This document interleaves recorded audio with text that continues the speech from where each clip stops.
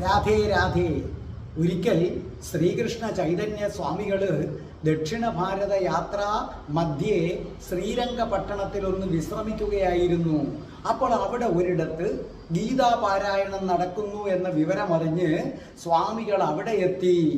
അപ്പൊ അനേകം ജനങ്ങള് ഭഗവത്ഗീതാ ഗ്രന്ഥം കൈകളിലേന്തി പിടിച്ചുകൊണ്ട് പാരായണം ചെയ്യുകയാണ്. പക്ഷെ അതിൽ ഒരാളുടെ കയ്യിൽ മാത്രം ഗ്രന്ഥമില്ല, ഭഗവത്ഗീതയില്ല. പക്ഷെ അയാളുടെ കണ്ണുകളിൽ നിന്ന് കണ്ണുനീര് ധാരധാരയായി ഒഴുകുകയാണ്. പാരായണമൊക്കെ പൂർത്തിയായപ്പോൾ ചൈതന്യദേവൻ അദ്ദേഹത്തെ സമീപിച്ചിട്ട് പറഞ്ഞു, മകനെ, നിന്റെ കയ്യിൽ എന്തേ പുസ്തകമില്ലാത്തത്? അപ്പൊ അയാള് പറഞ്ഞു, സ്വാമി, എനിക്ക് വായിക്കാൻ അറിയില്ല സ്വാമി. പിന്നെന്തിനാണ് നിന്റെ കണ്ണുകളിൽ നിന്ന് വെള്ളം വന്നത്? അപ്പോൾ പറഞ്ഞു, ഞാൻ കണ്ണുകൾ അടച്ചു നിന്ന് ഗീതാപാരായണം കേട്ടുകൊണ്ടിരുന്നപ്പോൾ കുരുക്ഷേത്ര യുദ്ധരംഗവും ശ്രീകൃഷ്ണ പരമാത്മാവ് സാരഥിയായി അർജുനന് ദിവ്യോപദേശം ചെയ്യുന്നതും എൻ്റെ മുന്നിലങ്ങനെ പ്രത്യക്ഷമായി വന്നതുപോലെ തോന്നി.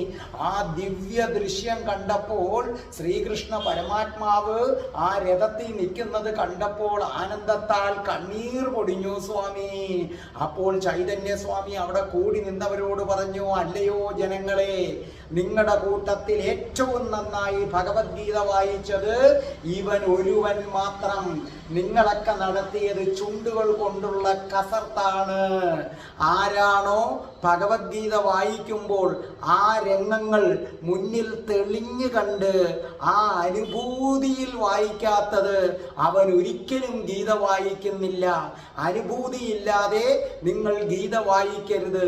വരികൾ മാത്രമാണ് വായിച്ചു പോകുന്നതെങ്കിൽ നിങ്ങൾ ഭഗവത്ഗീത വായിക്കുന്നില്ല. ഇത് ഭഗവത്ഗീത അസാമാന്യമായ പുണ്യഗ്രന്ഥമാണെന്ന് ചൈതന്യ സ്വാമികൾ പറഞ്ഞു.